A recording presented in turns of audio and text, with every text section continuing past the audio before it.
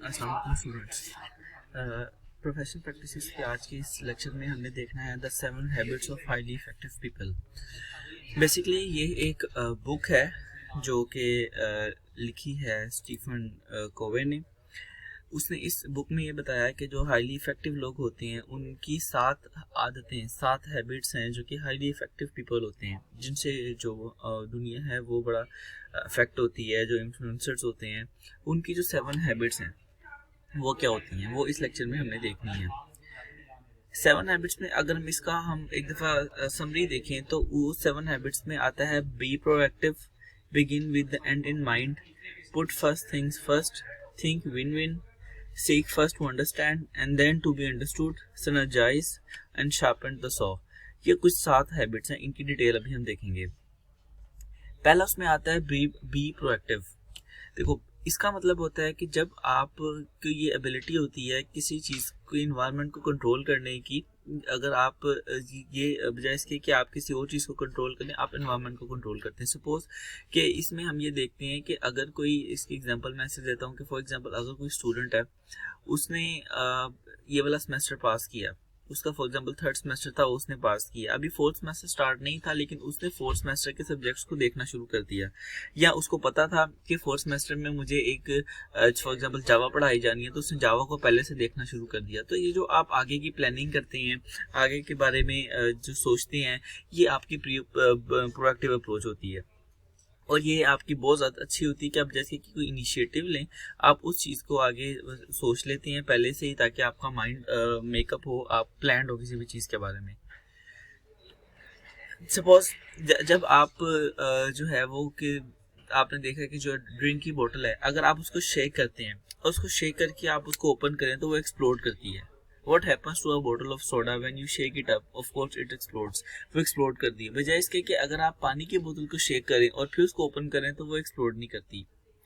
बताने का मकसद ये है कि जब आप प्रोएक्टिव होते हैं तो आप उन चॉइसेस को देखते हैं जो आपकी चॉइसेस आपकी लाइफ में मैटर करती हैं। सपोज आपको शेक किया जा रहा है, आप पे प्रेशराइज आपको किया जा रहा है, और उसके बाद अगर आपसे कोई चीज़ रिक्वायर की जाती है तो नॉर्मली ये होता है कि हम लोग अपना जो होता है वो मैड हो जाते हैं, या हम लोग जो वो काफ़ी ज़्यादा हार्श बिहेव करते हैं। कि सपोज़ किसी भी कंपनी में आपको आपके बॉस की तरफ से, आपके टीम लीड की तरफ से बहुत ज़्यादा प्रेशराइज किया जा रहा है, आपको लेट आने पे डांटा जा रहा है, आपके काम में गलतियां निकाली जा रही हैं, इसी तरह से और भी तरीके से आपको प्रेशराइज किया जा रहा है।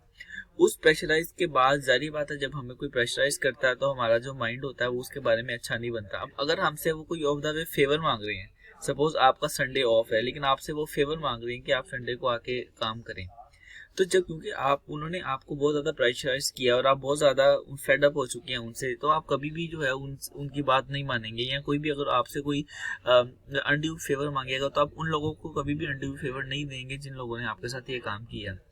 ये एग्जाम्पल है आपके उस सोडा बॉटल की, सोडा कैन की, कि जब अपने उस ड्रिंक के कैन को हिलाते हैं, यानी कि आपको कोई हिला रहा है, आपको कोई शेक कर रहा है, आपको कोई प्रेशराइज कर रहा है, उसके बाद जब आप उसको ओपन करते हैं, कुछ मांगते हैं, तो वो एक्सप्लोड होके बाहर आता है। प्रोएक्टिव अप्रोच में ये होता है कि आपने कूल रहना होता है, कि you might get shaken up और mad but you stay calm and don't explode. कि अगर आप तहम्मुल का मुजाहरा करते हैं, आप बर्दाश्त से काम लेते हैं, तो वो चीज़ें बाद में आप ही के फेवर में जाती हैं। अब कुछ चीज़ें होती हैं जो लाइफ में हम कंट्रोल नहीं कर सकते। जो हम लाइफ में कंट्रोल नहीं कर सकते वो हमारा सर्कल ऑफ कंसर्न बन जाता है, और वो चीज़ें जो हम लाइफ में कंट्रोल कर सकते हैं वो हमारा सर्कल ऑफ इन्फ्लुएंस बन जाता है। जैसे कि अब कुछ चीज़ें लाइफ में जो हम कंट्रोल नहीं कर सकते, like we can't control other people, हम दूसरे लोगों को कंट्रोल नहीं कर सकते। द वेदर, हम मौसम को कंट्रोल नहीं कर सकते, हमारे किसी के जाने से मौसम किसी भी तरह में चेंजेस नहीं आ सकती उसमें। ये वो चीज़ें जो हम कंट्रोल नहीं कर सकते। Things you did wrong in the past, वो गलतियाँ जो आपने पास्ट में की हैं आप उनको चेंज नहीं कर सकते। आप एग्जैक्टली बाद में तो उनकी जो भी कोई कॉन्सिक्वेंसेज है वो बीट कर सकते हैं, लेकिन उन गलतियों को पास्ट में जाकर आप चेंज नहीं कर सकते। How other people treat me, दूसरे लोग आपको कैसे ट्रीट करते हैं आप इसको चेंज नहीं कर सकते। इसके साथ ही कुछ चीज़ें ऐसी होती हैं जो आप चेंज कर सकते हैं, क्योंकि जो चीज़ें चेंज नहीं कर सकते उन पर तो डिबेट ही नहीं बनती। लेकिन जो चीज़ें आप चेंज कर सकते हैं वो आप प्रोएक्टिव अप्रोच में करते हैं। जैसे कि योर एटीट्यूड, आप अपना एटीट्यूड चेंज कर सकते हैं। योर मूड, आप अपना मूड चेंज कर सकते हैं। कि सपोज किसी गैदरिंग में कोई आपके साथ कोई प्रॉब्लम हो गई है, अब वो कि गैदरिंग का कोई फंक्शन है बड़ा अच्छा जा रहा है। अब आप अपने मूड को अगर ख़राब करेंगे तो आपको लगता है कि अगर आपके मूड को ख़राब करने से उनकी सेरेमनी डिस्ट्रॉय होगी या वो ख़राब हो जाएगी, तो फिर आप कोशिश करते हैं कि वहाँ पर फ़िलहाल अपना मूड ठीक रखें, बाद में जो हो उसको देख लें, लेकिन फ़िलहाल अपना मूड ठीक रखें। यानी कि आप अपना मूड कंट्रोल कर सकते हैं। Your reaction to good and bad, आप अच्छे और बुरे का रिएक्शन कंट्रोल कर सकते हैं। How I treat other people, आप लोगों को कैसे ट्रीट करते हैं ये आप चेंज कर सकते हैं। कि सपोज आप किसी बंदे को सही ट्रीट नहीं करते पहले, अब आप उसको सही ट्रीट करने लगे हैं, तो आप चेंज कर सकते हैं, लेकिन किसी का बिहेवियर आप चेंज नहीं कर सकते। अब इस हैबिट की यानी कि जो प्रोएक्टिव की हम बात कर रहे हैं, इसकी कन्विंसिंग पार्ट क्या है? जैसे कि we are responsible to make things happen, जो होता है हम उसके जिम्मेदार होते हैं। We are responsible for our action, जो हम करते हैं हम उसके जिम्मेदार होते हैं। वी चूज अवर बिहेवियर, हम अपने बिहेवियर को खुद चूज करते हैं कि हमने कैसा मूड रखना है। When things don't go your way you are not happy, अगर चीज़ें आपके मुताबिक नहीं हो रही और आप उनसे खुश भी नहीं है, बट यू स्टे काम, लेकिन फिर भी आप काम रहते हैं, ये आपके पास होता है। ये एक कन्विंसिंग पार्ट है जो कि आपको होना चाहिए। Concept of circle of concern and circle of influence, आपको पता होना चाहिए कि सर्कल ऑफ कंसर्न क्या है, यानी कि वो चीज़ें जो आप चेंज नहीं कर सकते, और सर्कल ऑफ इन्फ्लुएंस क्या है, वो चीज़ें जो आप चेंज कर सकते हैं। लाइक एक चीज़ है जो को आपको पता है आप चेंज नहीं कर सकते, लेकिन आप फिर भी उसके पीछे पड़े हुए हैं, तो वो फिर आप अपनी जो है वो टाइम भी वेस्ट कर रहे होते हैं और अपना टेम्पर भी लूज कर रहे होते हैं उसमें। क्रिटिसिज्म भी ऑफ कोर्स होता है कि कुछ चीज़ें होती हैं जो आपको इतना ज़्यादा टाइम ले रही होती हैं, बल्कि दूसरे लोग भी आपको कहते हैं कि ये किन चक्रों में पड़े हुए हो, कि ये तो होने वाली चीज़ नहीं है, लेकिन आपको पता है कि वो पॉसिबल है, लेकिन बहुत ज़्यादा टाइम ले रही है, तो उस पर क्रिटिसिज्म हो सकता है। इसके अलावा कुछ चीज़ें हैं जो बार बार आपकी प्रैक्टिस मांगती हैं, उस पर क्रिटिसिज्म हो सकता है। तो ये वो चीज़ें हैं जो आपके प्रोएक्टिव की चीज़ों में क्रिटिसिज्म आप पे कर सकती हैं। सेकंड हैबिट है जो कि बड़े जो हाईली इफेक्टिव लोग होते हैं, उनकी जो सेकंड आदत जो अच्छी होती है वो होती है begin with the and in mind. अपने माइंड में, अपना माइंड जब आप बनाएं ना, तो उसमें एंड किसी भी चीज़ का माइंड में रखें कि इसका एंड क्या हो सकता है, कि आपको पता हो कि आपका गोल क्या है। This habit is based on the principle that all things are created twice. ये अपने माइंड में इसी प्रिंसिपल रखी कि जो हर चीज़ होती है ना वो दो दफ़ा बनती है। जैसे कि there is a mental creation, एक उसकी मेंटल क्रिएशन होती है, मतलब एक चीज़ वो आपके माइंड में होती है, और एक उसकी फिजिकल क्रिएशन होती है कि आपके सामने होती है। सपोज आप बाइक लेते हैं, आपको पता है कि बाइक किस तरह की है, वो आपका एक मेंटल क्रिएशन है। आपने सोचा है कि बाइक इस तरह की होती है, उसके दो टायर होते हैं, उसका ये सीट होती है, उसका साइज होता है, ये हाइट होती है, आपने सारा उसके माइंड में आपने रखा हुआ है। उसके बाद जब फिजिकल क्रिएशन आपके सामने बाइक असल में आपके सामने आती है, तो फिर आपका मेंटल क्रिएशन उसको मैच करती है। It states that we decide the direction of our life. It also advocates the different roles we play in the life and the need to maintain a balance between these roles. और हमें पता होता है कि जो भी हमारी ज़िंदगी में चीज़ें चल रही हैं उनमें बैलेंस कैसे रखना है। And if you don't know where you are going, how you will know where you get there. जब आपको पता ही नहीं है कि आप जा कहाँ रहे हैं, तो फिर आपको ये कैसे पता होगा कि आपने किस जगह जाना था या आप जिस जगह पहुंचे हैं वो ठीक है कि नहीं। तो इसलिए आपके माइंड में गोल होना चाहिए कि आप जहाँ पर जा रहे हैं आपको पता हो कि ये चीज़ आपको लेके किधर जा रही है। जैसे कि आप समझें कि आपने ये जो आपको एक डायग्राम शो हो रही है, आपने उसको फिक्स करना है। ये कुछ आपके पीसीज हैं, इनको आपने जोड़ के फिक्स करके एक डायग्राम बनानी है। वो डायग्राम कुछ इस तरह की बनेगी, यानी आपके माइंड में था। अब अगर ये डायग्राम थी और आपको पता ही नहीं है कि इससे बनता क्या है, तो फिर तो आप कुछ भी बनाने लग जाएंगे, किसी को भी कहीं पर जोड़ेंगे। सपोज अगर ये कोई एनिमल होता है और आपको पता था कि एनिमल की दोनों आई साथ साथ जुड़नी, आपको अगर पता है कि एनिमल है तभी तो आप आंखें साथ साथ जोड़ेंगे ना। अगर तो आपको लगता है कि एनिमल नहीं, फॉर एग्जाम्पल ये बटन टाइप कुछ है, तो फिर आप उसको किसी और तरह से लगाएंगे। तो आपने जब भी किसी जगह पर जाना होता है, तो आपने किसी भी पजल को सॉल्व करना होता है, तो आपको ये पता होता है कि एक्चुअली बनेगी क्या, तो ये आपका बनेगा। यानी कि आपने इस चीज में क्रिएट कर लिया क्योंकि आपको पता था कि इसने यही बनना है। इस जो हैबिट है उसका कन्विंसिंग पार्ट ये है कि हम अपने स्क्रिप्ट खुद लिखते हैं, हम अपने डिसीजंस खुद करते हैं। All things are created twice and the physical creation follows the mental and as the building follows a blueprint. कि जब हमें पता होता है कि जो हमारी असल चीज़ है वो हमारी फॉलो करती है हमारी मेंटल चीज़ को। जैसे कि हमें पता है कि एक बिल्डिंग बनानी है, तो हम बिल्डिंग किसको देख के बनाएंगे, उसके नक्शे को, उसके ब्लूप्रिंट को देख के बनाएंगे। अब हमें एक कार बनानी है, कार कैसे बनाएंगे, हमें पता होगा कि कार इस तरह से चीज़ें उसकी लगती हैं, उसको मिला के हम कार बनाएंगे। इसी तरह से अगर मैं दोबारा इस पजल पे आऊँ, तो इस पजल के पीस आप कैसे जोड़ेंगे, आपको पता है कि इसके पीस जोड़ने के लिए आपको उसी तरतीब से जोड़ने हैं जैसे ही हमारे पास ये उसकी एक्चुअल पिक्चर है। कि अगर इंटरडिपेंडेंस लिखा हुआ है, तो हमने इसकी जिन पीसेस में INTER ये सारे इकट्ठे जोड़ने हैं। तो आपको जब पता होता है फिर आप उसको फॉलो करते हैं और फिर आपकी वो चीज़ बनती है। थर्ड इसकी हैबिट होती है पुट फर्स्ट थिंग्स फर्स्ट, कि ये जो हैबिट होती है ना, ये जो पहली दोनों हैबिट्स हैं उनको मिला के बनती है। कि जैसे कि इसमें होता है कि आपको पता होना, जिन चीज़ों को आपको पता है कि ये इसकी प्रायोरिटी है, तो आपको उनको प्रायोरिटी देनी चाहिए।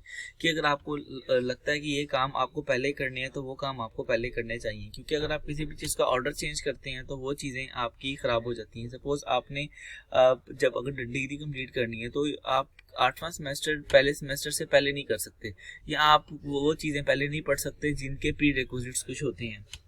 सपोज आप पॉइंटर्स पढ़ने हैं C++ में। अब आपको अगर मेमोरी की चीज़ों का पता होगा तभी आप पॉइंटर्स पे आ सकते हैं, नहीं आपको वेरिएबल की अच्छी अंडरस्टैंड होगी तभी आप आ सकते हैं ना, डायरेक्ट तो आप पॉइंटर्स नहीं पढ़ सकते। तो इसलिए आपको पता है कि कुछ चीज़ें अर्जेंट और इंपॉर्टेंट होती हैं। अब यहाँ पर दो चीज़ें हैं, कुछ चीज़ें होती हैं अर्जेंट, कुछ चीज़ें होती हैं इंपॉर्टेंट। अर्जेंट और इम्पोर्टेंट सेम नहीं होते। अर्जेंट वो चीज़ होती है जो आपको बस अभी करनी है, फौरन करनी, चाहे वो अहम है या नहीं है। लेकिन कुछ चीज़ें होती हैं अहम होती हैं, उसमें अक्सर ऐसे भी होता है कि वो अर्जेंट नहीं होती, वो ये होता है कि बस हो जाए लेकिन अहम है वो। अब इनमें ज़रा डिफरेंस देखते हैं। ये एक आपके सामने मैट्रिक्स बना हुआ है, यहाँ पे इंपॉर्टेंट और नॉन इम्पोर्टेंट है और ऊपर अर्जेंट और नॉट अर्जेंट है। अब वो चीज़ें जो इंपॉर्टेंट और अर्जेंट होती हैं वो यहाँ पर आती हैं, वो चीज़ें जो आपकी इंपॉर्टेंट होती हैं और अर्जेंट होती हैं वो आपकी यहाँ पर आती हैं। जैसे कि आपकी अगर कोई इंपॉर्टेंट डेडलाइंस हैं तो वो अर्जेंट भी है और वो इंपॉर्टेंट भी है। क्राइसिस है अगर कोई, वो आपके अर्जेंट भी है इंपॉर्टेंट भी है। कोई इमरजेंसी हो गई है, वो इंपॉर्टेंट भी है और वो अर्जेंट भी है। इसी तरह से वो चीज़ें जो अहम तो होती हैं लेकिन वो इतनी अर्जेंट नहीं होती।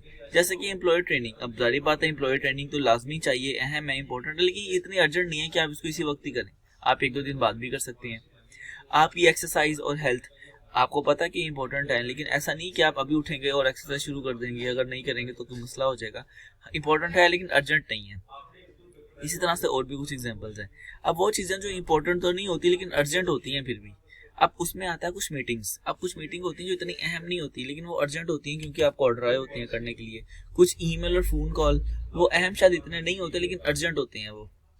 इसी तरह से वो चीज़ें जो अहम भी नहीं होती और अर्जेंट भी नहीं होती, उनमें है कि आप कोई कुछ फ़ोन कॉल ना, आपको पता है कि यार ये तो कोई बंदा पीछे पड़ा हुआ है किसी चीज़ की, वो आपके लिए वो अहम भी नहीं है और आपके लिए अर्जेंट भी नहीं है। एक्सेसिव टीवी देखना भी अर्जेंट भी नहीं है, अहम भी नहीं है। टाइम वेस्ट करना भी ना अर्जेंट है ना अहम है। अब इस हैबिट की कुछ कन्विंसिंग पार्ट होते हैं, वो ये है कि we must have the discipline to prioritize our day to day actions. हमें ये अपने डे टू डे एक्शंस को प्रायोरिटाइज करना होता है। किस बेस पे? Based on what is most important and what is most urgent. हमें ये देखना होता है कि हमारी डेली लाइफ के कौन कौन से मैटर्स हैं जो कि अहम भी हैं और अर्जेंट भी हैं, हमें उसके हिसाब से उसको फिर प्रायोरिटी देनी होती है। सपोज आपको पता है कि बैंक 12 बजे बंद हो जाता है और बिल जमा करवाने की डेडलाइन जो है वो आज लास्ट है, तो ये वो चीज़ है जो आप अपने बाकी कामों से पहले करेंगे, इसको प्रायोरिटाइज करेंगे क्योंकि ये अहम भी है और ये अर्जेंट भी है। अगर अहम तो ऑफकोर्स है क्योंकि बिल जमा करवाना है, अर्जेंट इसलिए है क्योंकि डेडलाइन आज है। तो आप अपनी डेली लाइफ की चीज़ें होती हैं और हम ये करते हैं, हमारे पेरेंट्स करते हैं, हमारे बहन भाई करते हैं, सब होता है। ये होता है कि जो चीज़ें जो आपकी अर्जेंट होती हैं और इम्पोर्टेंट होती हैं वो आप दिन में पहले कर लेते हैं। उसके बाद जो नेक्स्ट आपके पास है वो है थिंक विन विन। अब देखें, थिंक विन विन का मतलब होता है कि वो सिचुएशन होती है जो आपकी एक अच्छी खासियत को ये बताती है कि सपोज ऐसे होता है कि एक चीज़ में आप जीत गए हैं, दूसरा हार गया, ये विन लॉस होती है कि लेकिन एक चीज़ है, आपको अगर ये सोचें कि यार अगर मैं जीत रहा हूँ तो मेरे जीतने से दूसरे को भी फायदा हो जाए, मतलब यानी इनके win win makes both parties feel satisfied because they believe that neither of them is a winner और नॉट अ लूजर। ये एक स्पोर्ट्समैन स्पिरिट भी होती है कि सपोज आपने गेम में एक ने हारना एक ने जीतना होता है, लेकिन जो हारता है उसको अगर आप बहुत ज़्यादा शो करवाएंगे कि वो हारा है तो ये फिर ठीक बात नहीं होती। अगर कोई हारा तो उसको भी आप अपने साथ रखें कि हाँ आप भी तो जीते हो, ये सब जीते हैं, ये सब विनर्स हैं। अक्सर जो है इस तरह की जो इवेंट्स में लोग कहते हैं कि जो विनर तो सारे ही हैं, ऑफ कोर्स किसी ने फर्स्ट सेकंड तो आना है लेकिन विनर सारे ही। ये वो चीज़ होती है जो आप में विन विन सिचुएशन लेके आती है कि आप कहते हो कि हाँ सारे ही विनर हैं, ये आपकी एक अच्छी खासियत होती है। उसके बाद जो नेक्स्ट हैबिट है वो आती है कि seek first to understand then to be understood. कि अगर आपने किसी को समझाना है तो उसके लिए आपको पहले खुद से उसको सुनना होता है, उसको समझना होता है। ये जो होता है वो पहला प्रोसेस है कि विन विन सिचुएशन में। इसमें जो अहम चीज़ है वो है कम्युनिकेशन, क्योंकि communication is the most important skill in life. आपको बातों से अगर किसी भी बंदे को मैनेज करना आता है तो ये बहुत आपकी एक स्किल होती है लाइफ में। अच्छा, if you want to interact effectively with me, suppose आप अगर किसी से अच्छी तरह से इंटरेक्ट होना चाह रहे हैं, उसको इन्फ्लुएंस करने के लिए, तो आपको उसको पहले समझना पड़ता है। इसकी को हम बोलते हैं एम्पैथिक लिसनिंग। अब इसमें होता पता है क्या, एम्पैथिक लिसनिंग में होता है कि इसका मतलब होता है listening with intent to understood, कि आप किसी बंदे को सुने इस नियत से कि आपने उसको समझना है। मतलब कुछ लोग होते हैं वो बोलते इसलिए कि वो इसलिए बात करते हैं किसी बंदे को जज करें या किसी को क्रिटिसाइज करें, लेकिन अगर आप किसी भी बंदे के फ्रेम ऑफ रेफरेंस में जाना चाहते हैं, आप उस बंदे की को अपनी बात समझाना चाहते हैं, तो पहले आपको उसको मार्जिन दे के उसकी बात समझनी होती है। उससे उसका एक कॉन्फिडेंस डेवलप होता है आप में, और उसके बाद आप जो से बात करते हैं वो आपकी बात को समझता है। उसके बाद जो नेक्स्ट हैबिट होती है सिनर्जाइज।